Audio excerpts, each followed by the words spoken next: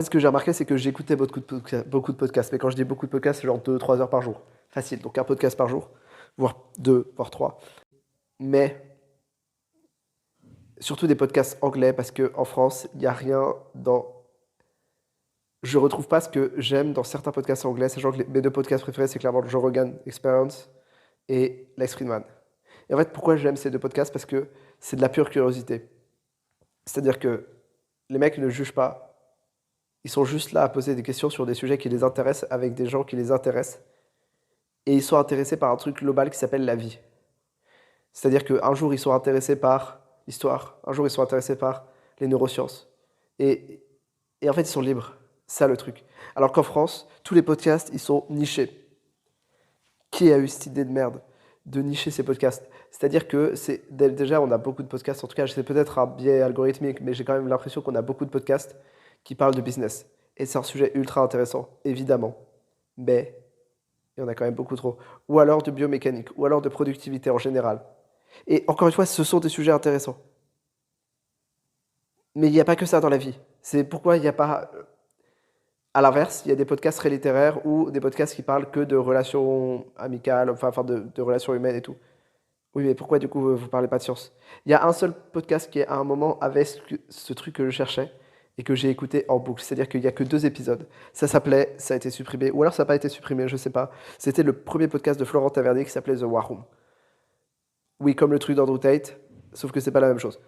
Et le premier podcast avec, j'ai oublié son nom, le mec avec les cheveux longs, c'est la seule description physique que je peux donner. Ça part en couille. Ça parle de 1000 sujets différents. Ça va d'une idée à l'autre. Ça claque, ça rebondit. C'est honnête. C'est honnête sur le fait que c'est de la broscience, mais ça reste intelligent et ça reste surtout original. Et ça n'a pas de prix. C'est-à-dire que, putain, le nombre de podcasts qui se ressemblent. Dernièrement, il y a Sans Permission. Sans Permission, qui est un podcast. Genre, les mecs sont trop forts. Il y a une alchimie, il y a un truc. Et tout le monde a copié. Tous les titres se ressemblent maintenant. Toutes les miniatures sont dans le même style à la con. Et genre, c'est trop cool pour eux d'avoir été copiés à ce point-là. Mais c'est triste pour les gens qui copient. Parce que oui, ça marche, ça fait peut-être 2-3 000 vues de plus que d'habitude, mais qu'est-ce qu'on s'en fout? Ça enlève l'âme du podcast. C'est-à-dire, pour moi, un podcast, c'est vraiment juste un mec, ou une fille, on s'en fout, qui cherche sa curiosité. Voilà. Il a de la curiosité, il est curieux par rapport à un sujet, et il se dit, c'est quoi le moyen le plus simple d'étancher ma soif, on va dire? C'est juste de parler avec quelqu'un profondément, donc en ayant une conversation profonde, donc longue, d'un sujet. Voilà. Si possible, un sujet qu'il maîtrise, mais si possible, pas du tout. D'autant plus que la curiosité, quand elle est profonde, quand elle est vraiment intime, c'est une curiosité plus de l'humain que de tous les sujets dont l'humain peut traiter. C'est-à-dire qu'en fait, j'ai l'impression que Lex Fridman, quand il interviewe un historien du droit romain, par exemple, enfin un historien de la romantique, évidemment qu'il parle de romantique. Mais c'est pas le sujet principal. Le sujet principal, c'est l'humanité. Mais on se sert de la romantique comme support pour exprimer certaines choses sur l'humanité. Et en fait, il y a vraiment ce truc de prendre des spécialistes dans ce domaine et les sortir de leur domaine. Les laisser parler de leur domaine, mais sortir leurs enseignements de leur domaine à eux et de les généraliser à l'humanité. Et ça, c'est vraiment quelque chose qu'on retrouve peu et que j'ai envie de retrouver. Pareil, j'ai un problème sur les podcasts en général m'ont l'air trop préparés. Ce qui est étrange de dire ça comme ça, parce qu'en fait, ils m'ont l'air trop préparés et trop peu préparés en même temps. C'est-à-dire que les mecs préparent des questions, mais à moitié. Et ça me casse les couilles à un point inimaginable. C'est-à-dire qu'en fait, je suis en mode, soit rien n'est préparé, et tu découvres tout en même temps, et il n'y a pas de fil conducteur, et c'est le bordel, et c'est marrant. En tout cas, ça a une grande chance d'être marrant, d'être humain, finalement. Parce que vraiment, c'est ça, pour moi, le truc d'un podcast, c'est que c'est humain. C'est que fondamentalement, une discussion de 3 heures avec tes potes, c'est ce qu'on fait de plus honnête, de plus authentique, de plus représentant de l'humanité. C'est-à-dire que toutes les grandes avancées de l'humanité, pour moi, ont été faites après des conversations de quelques heures avec d'autres gens. Toutes les grandes inventions, pour moi, c'est un mec, il a une idée, il en parle à un pote, la conversation dure 3 heures et ils sont en mode putain, c'est une idée de génie. Ou alors c'est une idée de merde, mais voilà.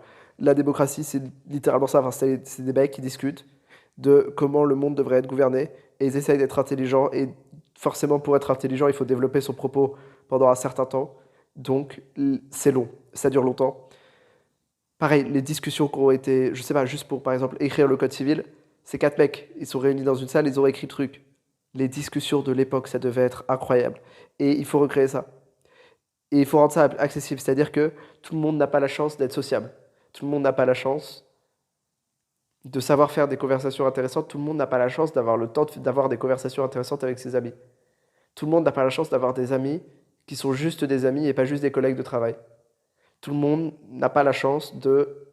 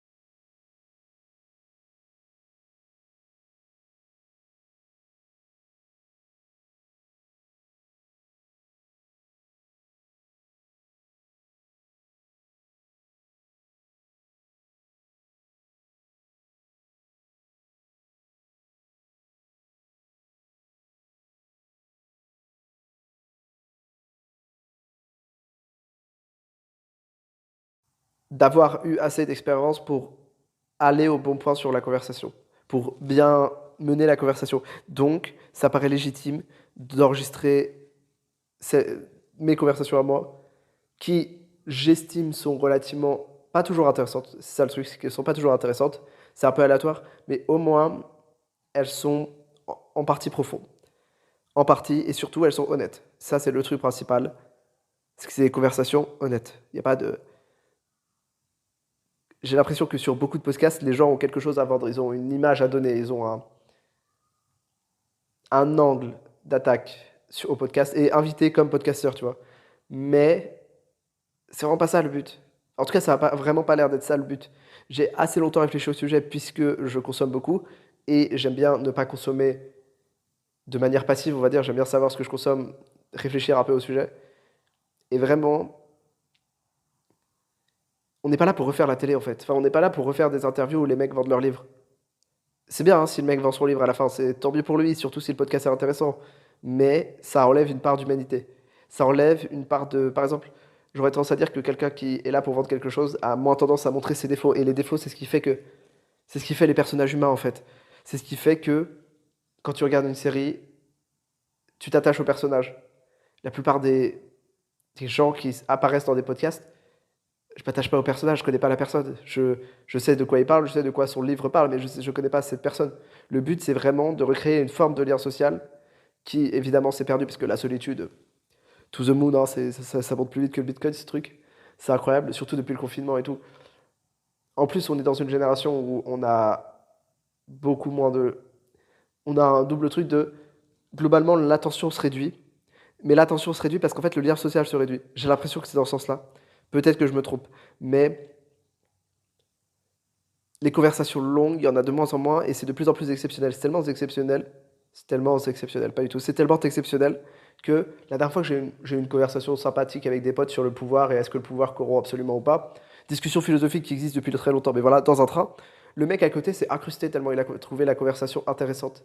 Et devine quoi? Pourquoi il a trouvé cette conversation intéressante et pourquoi il a senti le courage de venir s'incruster dans la conversation de gens qu'il connaît pas? Parce qu'il a pas ça chez lui. Parce que c'est probablement la première fois en un an qu'il a une conversation aussi intéressante ou qu'il entend une conversation aussi intéressante. Et pour tous ces gens-là méritent d'avoir quelque chose à écouter dans leurs oreilles, quelque chose qui part en couille. Voilà, c'est quelque chose qui est inattendu, où il y a des happenings mais qui sont pas forcés. C'est-à-dire qu'il y a ce truc dans les late night shows américains de faire des happenings. C'est-à-dire que les mecs sont en train d'interviewer une célébrité et paf, il y a, je sais pas, son frère qui avait disparu qui revient ou une connerie comme ça. Et t'es en mode, oui, mais c'est pas ça un happening en fait. Pour moi, toute forme d'art est une retranscription de la vraie vie, de la vie en général. Et une mise en exergue de la vie. C'est-à-dire que tu as des caractéristiques qui sont complexes, qui sont dures à discerner, et surtout qui sont très diluées dans la vie, mais que tu retrouves intensément dans une œuvre d'art. Par exemple, l'esthétique. Pour moi, les tableaux, c'est vraiment ça. C'est vraiment la capture avec vraiment ce qu'il y a d'essentiel dans le monde autour de nous. Un coucher de soleil, tu peux voir 1000 couchers de soleil, ça fait la même émotion que de voir un tableau magnifique qui représente un coucher de soleil. Puisque le peintre, lui aussi, a vécu ces 1000 couchers de soleil. Et il a la capacité technique, mais aussi l'intelligence. Je ne sais pas si on pourrait parler d'intelligence, mais aussi l'instinct de les retranscrire et de les condenser. Pour moi, c'est pareil pour tout. Et le podcast, c'est déjà totalement une forme d'art. Ou pas, je ne sais pas si c'est une forme d'art, mais en tout cas, je pense que ça doit représenter au maximum la vie réelle. Et donc pour ça, par exemple, les happenings, qu'est-ce qui fait que des happenings arrivent? Qu'est-ce qui fait qu'il se passe des choses? Le hasard, les gens. Les gens sont une très bonne source de hasard. Quel est le moyen de faire en sorte que les choses arrivent? Juste de faire des choses en public ou de faire des choses inattendues. Par exemple, là, je vais faire un podcast avec un prêtre. C'est sûr qu'il va y avoir des choses inattendues. Mais parce que le concept de base est inattendu. Si je fais un podcast dans la rue, ce qui va arriver un jour ou l'autre, c'est pas prévu, mais c'est sûr que ça va arriver, bah, les gens vont s'intéresser, il y a des gens qui vont poser des questions, il va se passer des choses parce qu'en fait, dans la vraie vie véritable, il se passe des choses. Et j'ai l'impression que de la même façon que euh, on peut se couper facilement du monde extérieur, genre moi, quand j'étais à 10 heures de temps d'écran sur YouTube, quand j'étais, je sais pas, c'était genre il y a 3 ans, j'étais à 10 heures le week-end et à genre 6 heures les jours de semaine, donc où j'avais des cours, donc 6 heures en plus des cours, c'est énorme. Forcément, il m'arrivait rien, mais parce qu'il pouvait rien m'arriver, en fait, j'étais sur YouTube. Qu'est-ce qui peut m'arriver sur YouTube, à part de regarder une vidéo qui est plus inattendue qu'une autre? Rien. Surtout que les vidéos, et en général, j'ai l'impression ce qui se retrouve sur Internet, peut-être que c'est un effet algorithmique où je ne vois pas les originalités, on va dire, ou peut-être que juste ça n'existe pas. J'espère que ça n'existe, que c'est juste que ça n'existe pas, ou alors que c'est pas assez mis en avant. C'est probable que ce soit juste pas assez mis en avant. Mais bref, les originalités, les moments, les choses qui vont s'initier dans la vie, tu vois, les choses qui arrivent, tu les avais pas prévues. Bah ça se retrouve de moins en moins. Ce qui est terrible. Et donc le but de ce podcast, c'est évidemment de ramener cette petite touche de tu l'avais pas vu venir. Genre là, j'ai fait un podcast avec un gars, je l'avais pas vu venir. Et toute la conversation, c'est un putain, ça, je l'avais pas vu venir. Celle-là, je l'avais pas vu venir. Parce qu'en fait, on a des opinions politiques assez différentes, mais lui, dans son camp politique, on va dire, il a des sous-opinions politiques ultra différentes de son camp politique. Il est vraiment pas à l'opposé, mais très différent des stéréotypes que j'ai sur les gens qui ont ces idées politiques en général. Et donc chaque phrase, c'était un putain, je l'avais pas vu venir celle-là. Waouh, celle-là non plus, je l'avais pas vu venir. Il faut ramener ça en fait. Il faut ramener cet aléatoire. C'est-à-dire que là, j'ai l'habitude de dire que ma vie elle est aléatoire. C'est comme ça que je décris ma vie, puisque, puisque c'est aléatoire en fait. Je peux pas physiquement la décrire. Il se passe beaucoup de choses qui n'ont rien à voir les unes avec les autres. Et ben, un podcast, c'est fait pour amener ça. C'est fait pour amener ça dans des conversations. Et là, tous les podcasts que je vois, que j'écoute, enfin en fait de plus en plus, à part Les Friedman et Joe Rogan qui sont toujours des boss, en fait ils sont trop préparés et pas assez préparés. C'est-à-dire que les gens connaissent pas assez la personne. Ils posent des questions où tu es en mode, bah fais des recherches sur Google frérot. Mais en même temps, ils préparent quand même des questions, ce qui fait qu'ils essayent de garder un cadre à une interview qu'ils ne devraient pas en avoir. Et il se trouve que je joue la théorie des extrêmes, c'est-à-dire que c'est mieux d'être dans un extrême ou dans l'autre, ou d'alterner entre les deux que d'être au milieu. Et pour moi, préparer des questions sans avoir fait des recherches ultra approfondies sur la personne, c'est vraiment être au milieu. Soit un podcast, ça part totalement en couille, soit tu connais très fort la personne, soit les deux, mais cet entre-deux de le podcast est sérieux avec une direction, mais la direction n'est pas exactement adaptée à la personne, c'est très étrange. Et je pense que le problème est sous-jacent et en fait plus profond, c'est-à-dire que le manque de curiosité, c'est vraiment comme ça que je le décrirais. Et c'est peut-être que d'impression. Peut-être que c'est que moi qui ai l'impression que c'est comme ça. Mais j'ai l'impression qu'il y a beaucoup de gens, ils interviewent d'autres personnes pour quelque chose, avec un objectif en tête. En se disant, tiens, j'interviewe telle personne parce qu'elle est connue, ça va faire plus de vues. Tiens, j'interviewe telle personne, je vais l'ajouter dans mon réseau, ça va m'aider en termes de business. Tiens, j'interviewe telle personne, elle va m'enseigner des choses intéressantes sur insérer un domaine n'importe lequel qui va m'aider après.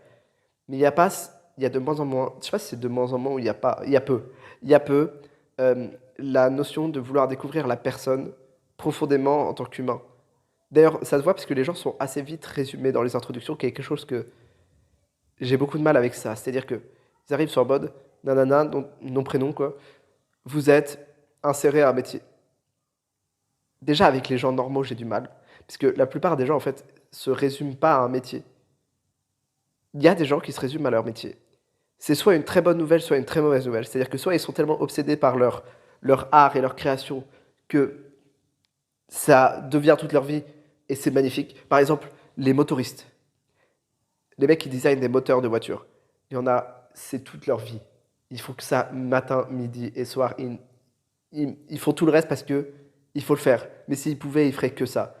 Ils ne feraient que des moteurs. Et ça, c'est beau. Et eux, c'est normal que tu les décrives en tant que motoriste. Mais la plupart des gens ne sont pas comme ça.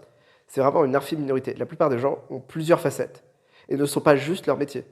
Ce qui est incroyable à dire, c'est incroyable de devoir le rappeler. Mais non, un historien n'est pas que historien. Il a aussi une vie, il a aussi des enfants, il est probablement papa, il est probablement un mari, j'en sais rien. Il a probablement des opinions politiques, bref, c'est un être humain. Et j'ai l'impression que tout le monde s'en fout du fait que la personne en face est un être humain. C'est Sartre qui parlait de l'objectification de la conscience. C'est-à-dire l'idée que quand tu vois des gens, tu peux pas. Ça prendrait trop d'espace cognitif. Je paraphrase peut-être un peu Sartre. Peut-être que je prends des libertés avec Sartre. Mais bref, ça prendrait trop d'espace cognitif de te rendre compte de à quel point la personne est quelqu'un comme toi finalement et a une conscience aussi. Et donc tu objectifies sa conscience. C'est-à-dire que tu considères que c'est juste une personne. Tu considères que c'est juste une fille avec les cheveux roux. Tu considères que c'est juste un mec avec une valise pas vraiment assortie à sa cravate. J'ai pris un exemple stupide, mais c'est dans l'idée. Parce que on n'a pas l'énergie de se rendre compte de à quel point en fait c'est un autre être humain. Et d'ailleurs ça me mindfuck à chaque fois que je regarde quelqu'un et je suis en mode, mais c'est un autre être humain en fait. Il a mes problèmes, enfin il a des problèmes comme moi, il a des aspirations comme moi, pas les mêmes évidemment, mais il a toutes mes caractéristiques juste différentes, mais il a quand même mes caractéristiques. Et ça me mindfuck à chaque fois. Et pour moi, il manque beaucoup cette chose de l'être humain en face de toi, bah, c'est aussi un être humain. Et il a ses défauts, et il a ses qualités, et il y a quelque chose qui fait qu'il est unique, et il a quelque chose d'intéressant en lui, qui n'est pas que... En fait, si, il y a quelque chose d'intéressant en lui qui est la raison pour laquelle tu l'as invité en premier lieu. Genre, si t'invites un historien, bah oui, c'est pour qu'il te parle d'histoire. Mais il a quelque chose de plus intéressant, de plus intime, que personne d'autre est allé chercher, et le but, c'est vraiment d'aller le chercher. Et ça me passionne. Ça me passionne d'aller chercher dans les gens ce qu'ils auront d'unique. Et j'ai l'impression que personne ne le fait. Ou alors, j'écoute mal. Ou alors, je suis jamais tombé dessus et j'ai pas de chance. Ou alors, non, c'est les seules options que je vois en fait. Et ça, c'est terrible. C'est terrible de rester à la surface. Surtout dans des conversations longues. J'ai l'impression que tu perds le temps. C'est-à-dire que on a une conversation de 5 minutes avec un pote. Oui, on n'est pas très profond. Oui, on parle pas de notre traumatisme d'enfance. On est en 5 minutes. Calme-toi. Mais une conversation de 2 heures pour juste parler de faits objectifs, Frérot, t'es pas obligé de faire une conversation de 2 heures. Je peux demander à ChatGPT, ça marche très bien. Surtout si c'est quelqu'un de connu en plus. Surtout si c'est quelqu'un qui a fait d'autres interviews. Là, j'ai une liste de gens que je veux inviter. Il y a des gens connus dedans. Mais des gens connus. Je vais regarder toutes les interviews précédentes pour ne pas poser une seule fois les mêmes questions. Ça paraît évident. Et j'arrive pas à comprendre que des gens interviewent d'autres gens de la même façon en posant les mêmes questions que d'autres podcasts. Ça ne fait aucun sens. Et donc pour moi, vraiment, ce manque de curiosité, c'est terrible. C'est vraiment ce qui fait que les podcasts sont chiants, que la plupart des podcasts sont chiants, pas tous, mais vraiment, j'ai l'impression que en fait, la plupart sont pas intéressants. Et oui, est-ce que j'ai la prétention de faire mieux? Absolument. J'ai pas la prétention de faire mieux d'un point de vue technique, j'ai pas la prétention de faire mieux d'un point de vue invité, j'ai pas la prétention de faire mieux d'un point de vue oralité. C'est-à-dire que je sais que j'ai des tics de langage, je sais que j'ai une voix qui peut parfois ne pas être très agréable, que parfois j'ai une tendance à partir dans les aigus, tu sais pas pourquoi, ou à partir dans les très graves, tu sais pas pourquoi. J'ai une tendance à parler vite, j'ai une tendance à ne pas respirer, ce qui est très chiant. Pour moi, plus que pour les gens qui écoutent, mais globalement, c'est ça. J'ai une tendance à ne pas expliquer des concepts compliqués en considérant que, enfin, c'est common knowledge. J'ai tendance à faire des anglicismes, évidemment. Mais ça, tout ça, ça s'améliore, techniquement. Ce que je pense que j'ai en plus, et c'est totalement prétentieux et égocentré et arrogant de dire ça, mais c'est vrai, c'est la curiosité. Quand je rencontre des gens, j'ai envie de tout savoir. Je sais que cette curiosité est largement partagée. Mais je sais aussi qu'elle est largement partagée par des gens introvertis. Parce qu'en fait, je l'ai depuis que je suis introverti. Enfin, quand j'étais introverti. Celui de. Les gens paraissent tellement mystérieux quand tu leur parles pas que tu as envie de tout savoir. Tu as envie de découvrir le secret. En plus, vu que quand tu es introverti, tu as plein de secrets. Il y a plein de choses que tu dis pas à plein de gens. Il y a plein de choses que je ne dis pas, que personne ne sait sur moi. Et c'est pas grave. C'est juste parce que je parle pas et que j'ai pas envie d'en parler. Je sais qu'il y a plein de gens qui ont la même chose. Mais une fois que tu sais que toi tu l'as, c'est impossible de pas se poser la question de OK, c'est quoi celui des autres? J'ai quelques secrets, quelque chose, deux, trois trucs que j'ai jamais dit à personne. Et se rendre compte que les autres aussi l'ont. Se rendre compte que toi tu as des problèmes, mais en fait les autres aussi. Se rendre compte que tu as un manque de confiance en toi sur tel domaine, mais en fait lui il a l'air d'avoir super confiance en lui, mais lui aussi en fait il manque de confiance en lui sur tel autre domaine. Mais en fait ça fait du bien. Ça fait du bien de te rendre compte que l'autre est vraiment un être humain en fait, à part entière. Je sais pas, il y a quelque chose de libérateur là-dedans que j'ai assez, enfin, dont j'ai développé la capacité. Disons que j'ai développé la capacité. Je sais pas si je l'ai développé assez. J'ai commencé à entrevoir la capacité de révéler ce truc et de d'aller chercher profondément ce qui fait de l'autre un être humain. C'est assez dur et en fait, moi-même, je suis introverti. Enfin, j'étais introverti. Depuis que je suis devenu extraverti, je parle à plein de gens. Et à chaque fois, c'est la même conclusion. À chaque fois, c'est oui, bah lui aussi, c'est un être humain. Et même des gens, on va être honnête, auxquels je ne croyais pas du tout. Où je me disais, non mais lui, c'est sûr, jamais on peut s'entendre sur un point de vue humain. Vraiment, c'est un enculé. Je le dis pas aussi honnêtement, mais voilà, c'est ce que ça veut dire dans ma tête. Et ben en fait, même lui, même le pire des enculés, il y a toujours un truc où tu te dis, ouais, c'est aussi un être humain en fait. Il a ses problèmes, il a ses complexes, il a aussi ses réussites, il a ses victoires, il a un truc intéressant à dire, il a un truc spécial à dire. Plus, j'ai une théorie depuis que je suis très petit, mais vraiment très petit, depuis que j'ai genre, je sais pas, 6 ans. C'est que tout le monde a quelque chose d'intéressant. Tout le monde. Et c'est le tout le monde, le problème de la théorie. C'est-à-dire que il y a plein de gens, en tout cas j'ai l'impression, qui diraient tout le monde, et qui, quand je dis tout le monde, ils ont une exception en tête. Ils ont une personne où ils savent que rien d'intéressant. Et j'ai pas envie que ce soit vrai. Voilà, c'est pure conviction, pure auto-persuasion. J'ai envie que ce soit faux, mais si c'est vrai, s'il y a des gens qui n'ont rien, s'il y a des PNJ ultimes, je veux le découvrir aussi. Je veux le savoir. Et pour ça, il n'y a pas de choix. Pour ça, il faut aller en profondeur, forcer pour aller en profondeur, pour vraiment aller avec la personne, on va dire. Pareil, c'est un autre problème que j'ai remarqué et j'arrive pas à comprendre. En fait, j'ai l'impression qu'il y a trop d'ego. À part chez les mecs qui ont fait de l'ayahuasca. Il se trouve que j'ai pas fait d'ayahuasca, mais globalement, c'est une drogue qui peut provoquer ce qu'on appelle une ego death. L'ego death, c'est un truc qui est présent soit chez les gens qui ont médité pendant très longtemps, soit chez les gens qui prennent des trucs hallucinogènes, pas forcément hallucinogènes, mais des psychotropes en général. C'est c'est littéralement la destruction de ton ego. C'est-à-dire la destruction de la barrière entre toi et le monde extérieur. C'est-à-dire que si tu n'existes plus, bah forcément, tu es avec le monde extérieur. Tu pas distinct de ton environnement.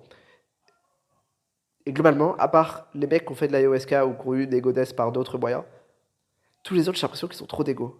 Et alors, j'ai de l'ego aussi, donc je comprends d'où ça vient, mais ils n'arrivent pas assez à vibe avec leur. Je parle comme un hippie. Ils n'arrivent pas assez à se mettre au même niveau que la personne avec qui ils parlent. Ils se sentent obligés. Probablement que je ferais la même chose et que je fais la même chose dans la plupart de mes conversations, mais on se sent obligé de montrer qu'on existe, de montrer les différences, de dire ah, sur ça, je suis pas pareil que toi et moi j'ai raison, pas toi. Ce qui fait des débats, ce qui fait que c'est assez sympathique, mais en fait, ce qui fait qu'on n'arrive pas. Il y a tout de suite un truc de défense qui se met en place. C'est-à-dire que si tu exprimes une opinion, que j'arrive et que je t'agresse et que je te dis non, mais t'as tort parce que X, Y, Z, même si c'est parfaitement logique et parfaitement raisonnable et que j'ai totalement raison d'un point de vue logique, d'un point de vue syllogisme, bref, j'ai raison. Et en fait, t'es quand même sur la défensive. Et même si t'admets que j'ai raison, t'es sur la défensive. Il y a un truc en toi qui t'est dit, attends, j'ai exprimé quelque chose qui venait de moi, qui n'était pas forcément moi, mais qui venait de moi, et je me suis fait niquer. Triste. Donc je vais un peu moins le faire la prochaine fois, tu vois, c'est assez logique ça. Je pense que c'est un réflexe assez pavlovien de t'exprimes ton opinion, tu te fais niquer, bah t'arrêtes d'exprimer ton opinion en fait. T'arrêtes d'exprimer ton avis. Donc j'ai l'impression que dans la plupart des podcasts, il y a trop d'ego. Surtout, il y a trop de.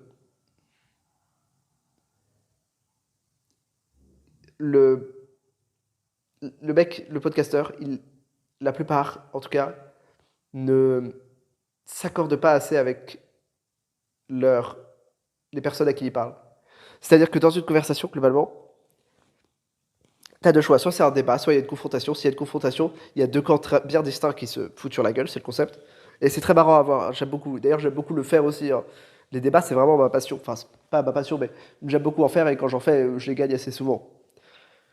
C'est de la fausse modestie, je les gagne tout le temps. Voilà, il n'y a aucun débat que je perds, c'est non négociable. Mais il y a un autre mode qui est vraiment purement la discussion et la curiosité. Vraiment, on revient toujours à ça, mais la curiosité qui nécessite de lâcher son ego et d'approuver, pas d'approuver, d'encourager la personne à aller sur des chemins où même où t'es pas d'accord dès le début. Genre, par exemple, j'ai fait un podcast avec un pote qui est royaliste. Il a dit plein d'opinions que je trouve très discutables. Et c'était pas le sujet. Le sujet, c'était pas moi. Le sujet, c'était lui. Et on aurait pu aller dans un débat. Mais dans ce cas, on aurait eu vachement moins. Genre, j'aurais appris vachement moins de choses, tu vois. Si on était allé dans un débat tout de suite, j'aurais appris vachement moins de choses sur ce qu'il pensait, sa façon de penser. J'aurais découvert beaucoup moins d'opinions politiques. Et c'est ce qui se passe, j'ai l'impression, sur beaucoup de podcasts. C'est-à-dire que vraiment, t'as l'impression que les mecs ont quelque chose à prouver. J'irais presque jusqu'à dire que t'as l'impression que les mecs ont quelque chose à compenser, mais ce serait un peu taquin. C'est-à-dire que, frérot, oui, la personne n'est pas, oui, t'es pas d'accord avec la personne, mais laisse-la finir en fait. Enfin, laisse-la exprimer son opinion au total, et peut-être que tu apprendras quelque chose dedans. En tout cas, tu as plus de chances d'apprendre quelque chose en mettant la personne en confiance et en la laissant vraiment s'exprimer sur tout le sujet, sur tout le fond de son sujet et vraiment développer, que en la coupant en fait. Pareil, c'est insupportable. Et je l'ai fait en plus. Je suis coupable de ça sur un des podcasts. J'ai coupé la parole. Quel enculé. Pourquoi j'ai fait ça? C'est aberrant. Et en fait, je me rends compte que, maintenant que je fais des podcasts, je me rends compte des défauts implicites, on dit pas implicites, subliminaux, dans les autres podcasts. Je me rends compte de tous les tics de langage, par exemple. Et je me rends compte, par exemple, des moments où les gens coupent la parole. Des questions qui sont des fausses questions. Et pareil, ça vient de l'ego. De poser des questions qui sont juste amenées, enfin qui sont juste là pour amener l'autre à apporter une réponse. Et tu veux juste la réponse. C'est l'ego. Je sais que c'est de l'ego, je l'ai fait aussi. Mais c'est fourbe, et c'est pas le sujet en fait. Genre, c'est pas le sujet, la curiosité, c'est pas ça le sujet. Le sujet, c'est pas de faire dire à l'autre tel truc pour le mettre dans ton introduction. Le sujet, c'est qui l'autre en tant que personne, c'est qui l'être humain qui est en face. Et vraiment comme reflet de la vie en plus. C'est-à-dire que tu peux découvrir, ok, je sais pas où je vais avec ça, et je suis parfaitement honnête avec ce fait. C'est-à-dire que là, vraiment, il y a une semaine, j'aurais pas du tout été honnête avec le fait que j'avais commencé une phrase sans savoir où elle allait, et j'aurais essayé de rattacher les wagons tant bien que mal. Et pareil, j'ai l'impression que, encore ce truc d'ego à la con, où plutôt que d'admettre qu'on a tort une fois, on préfère faire la même erreur 40 fois. C'est terrible. Et oui, c'est probablement très cliché ce que je dis. Mais je m'en rends de plus en plus compte, et j'ai pas envie d'être comme ça en fait. C'est-à-dire que j'ai pas envie de répéter les mêmes erreurs d'une fois sur l'autre. C'est pour ça que je réécoute tous les podcasts beaucoup de fois. C'est pour ça que je note tout ce qu'il faut améliorer. Je sais que que je l'améliorerai pas directement, mais il y a une seule promesse que je peux faire, c'est que chaque podcast va être meilleur que l'autre. Il va peut-être être moins adapté à certaines personnes, il va peut-être paraître moins bien d'un point de vue extérieur, mais il va être meilleur dans la qualité intrinsèque. Et je suis pas sûr qu'il y ait une qualité intrinsèque à un podcast, mais tu as capté ce que je veux dire. Dans la technique, il ne peut que être meilleur que le précédent. Puisque, pareil, ça aussi je l'ai vu, il y a des podcasts qui n'évoluent pas. Allô, comment ça, qui n'évoluent pas? C'est pas possible. Il y a des podcasts, ils sont bien, hein, ils sont bangers. Mais le premier épisode, pas le premier, on va dire le 10e épisode et le 100e épisode, ils ont plus ou moins la même qualité. L'interview est plus ou moins à la même profondeur. La qualité vidéo a peut-être augmenté, le son est peut-être mieux, mais fondamentalement, c'est le même podcast. Avec des gens différents, avec des invités qui peuvent être plus connus ou plus philosophiquement intéressants. Mais ça reste le même podcast. Et ça, c'est insupportable. C'est insupportable, les mecs, faites un effort. Donc voilà, tous ces trucs, tous ces détails, pas, c'est pas des détails la plupart en fait, tous ces manques que je vois dans les autres podcasts, sachant que j'en consomme beaucoup, c'est vraiment ce qui me pousse à faire le podcast TDAH. Voilà, c'est un truc très, avec pareil beaucoup d'ego hein, et beaucoup d'arrogance de j'aimerais voir ça dans le monde, bah faut le créer. Voilà, j'aimerais qu'il y ait telle chose qui existe. Bah ok, je vais le faire en fait, parce que visiblement personne d'autre a l'air de vouloir le faire. Et qu'on soit d'accord, si ça se trouve ça existe. Et ça, ce serait triste, parce que si ça existe déjà, ce que je veux faire globalement, et que c'est bien fait, et que je le vois pas, ça veut dire que ça sombre dans l'oubli très rapidement. Voilà. Et si ça sombre dans l'oubli très rapidement, ça veut dire que je suis condamné à sombrer dans l'oubli très rapidement. Ce serait triste, mais en même temps un peu marrant. C'est-à-dire que l'ironie du sort serait belle. Et en même temps, est-ce que c'est pour ça qu'on fait des podcasts? Je sais pas. Je sais pas pourquoi je fais ça globalement. Je sais que je veux voir quelque chose de très précis. Je veux avoir dans mes oreilles quelque chose de très précis. Je veux ressentir des émotions très précises. Notamment quelque chose sur la... Pas sur la vibe, mais sur un mix très bizarre de confort et d'inconfort. Je veux me sentir confortable dans la conversation, mais que la conversation soit quand même un peu inconfortable. C'est-à-dire que dans la forme de la conversation, je veux me sentir confortable. Je veux ne pas avoir à chercher des mots dans un dictionnaire. C'est très bien, les podcasts d'Andrew Huberman où tu dois chercher un mot sur deux dans le dictionnaire, c'est bien, ça t'apprend plein de trucs. Mais je veux pas ça. Moi, quand j'ai des conversations, je veux qu'elles soient simples, je veux qu'elles soient basiques, qu'elles soient que en principe premier. Et je vais devoir dire ce que c'est des principes premiers. Les principes premiers, c'est les axiomes de base. C'est vraiment des choses tellement évidentes que tu peux pas dire non.